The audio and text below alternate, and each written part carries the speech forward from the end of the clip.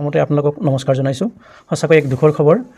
ডিচেম্বৰ মাহৰ 12 তাৰিখ অৰ্থাৎ মঙলবাৰে ৰাতি 12:30 বজাত আমাৰ ABCত অৱস্থিত এডমিনিষ্ট্ৰেটিভ অফিচ SBIত আমাৰ জুই লেলিঘাই নিশাই আৱৰি ধৰিলে। আৰু অৱশ্যে প্ৰথমতে এইটো আমি জানিব পৰা মতে সোহাম এম্পৰিয়ামৰ 2nd ফ্ল'ৰত লাগিছিলে। তাত অৱশ্যে আমাৰ ব্ৰাঞ্চৰ কোনো শাখা নাই। তাৰ পৰা জুই লেলিঘাই নিশাই আমাৰ 3rd ফ্ল'ৰত অৱস্থিত 4th ফ্ল'ৰ 5th ফ্ল'ৰ আৰু 6th ফ্ল'ৰত আমাৰ যি SBIৰ অফিচ আছিলে সেইখিনিত জুই লেলিহানে আৱৰি ধৰে। আৰু নিশ্চয় কাষ্টমাৰখিনি ভয় খাবই পাৰে। এইটো মানৱীয় এক প্ৰৱণতা। যিহেতু তাত জুই লাগিছে, যিবোৰ কাষ্টমাৰৰ তাত লোনৰ ফাইল হওক বা গ'ল্ড তেওঁলোকৰ ছিকিউৰিটি হিচাপে আছে, সেইখিনি কাষ্টমাৰ নিশ্চয় ভয় খাবই।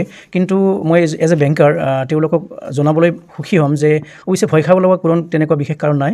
কাৰণ আমাৰ যিখিনি লোন ডকুমেণ্টছ তেনেকুৱা মানে FRC বুলি কয়, ফায়াৰ ৰেজিষ্টেণ্ট কেবিনেট, তাতেই থাকে। এই ফায়াৰ ৰেজিষ্টেণ্ট কেবিনেটটো হ'ল আপোনাৰ ডাবল ৱাল্ড থাকে বডি, মানে 2খন ৱালৰ ব্যৱস্থা আছে।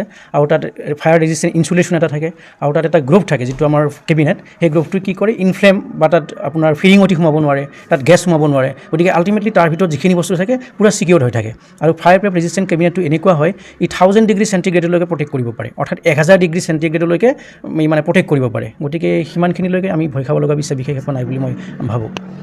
নিশ্চয় মই এতিয়া কৈছোঁ যে যিসকল গ্ৰাহকৰ লোনৰ হাউচিং লোনৰ বিশেষকৈ হাউচিং লোনৰ অৰিজিন কাগজবোৰ তাতেই জমা থাকে, তো কিছুমানৰ য'ত হাউচিং লোন তাতেই লৈছিলে। গতিকে তেওঁলোক হয়তো শংকিত হৈ আছে যে মোৰ মাটিৰ অৰিজিন কাগজখিনি তাত জুইত জাহ গ'ল নেকি। অৱশ্যে তেওঁলোকে ভয় খাব লগা কোনো কাৰণ নাই, কাৰণ মই আগতেই কোৱাৰ দৰে আমাৰ যিটো FRC কেবিনেট তাতে সংৰক্ষিত হৈ থাকে। গতিকে বিশেষ ভয় খাব লগা একো নাই। মই আগতেই ক'লো অৱশ্যে যে যিটো জুইৰ ষ্টাৰ্টিং হৈছিলে এইটো 2nd ফ্ল'ৰৰ পৰা হোৱা বুলি আমি এতিয়ালৈকে গম পাইছোঁ। 2nd ফ্ল'ৰত আমাৰ কোনো SBIৰ শাখা নাই। 2nd ফ্ল'ৰৰ পৰা হোৱা বুলি আৰম্ভণি হোৱা বুলি আমি জানিব পাৰিছোঁ। 3rd ফ্ল'ৰৰ পৰাহে আমাৰ ষ্টেট বেংক আছে। গতিকে তাৰ পৰা তালৈকে বিয়পি গৈছে। আৰু যিহেতু ৰাতি হৈছে, গতিকে তৎক্ষণাত আমাৰ যিখিনি জুই নুমাব পৰা যিটো ব্যৱস্থা আছে ইমান পটককৈ কৰিব পৰা নাযায়। তথাপি আমাৰ প্ৰশাসনে যিমান তাড়াতাড়ি কৰিব পাৰি, যিমান সোনকালে এইটো সমাপন কৰিব পাৰি সেইখিনি চেষ্টা কৰিছে। নিশ্চয় এতিয়ালৈকে কিমান সা সম্পত্তি অনিষ্ট হৈছে সেইটো বিশেষভাৱে জানিব পৰা হোৱা নাই। হয়তো পিছলৈকে এইটো হ'ব জুই ক'ৰ পৰা আৰম্ভ হ'ল, কিমান সম্পত্তিৰ ক্ষতি হ'ল, সেইখিনি পিছলৈকে নিশ্চয় ওলাব।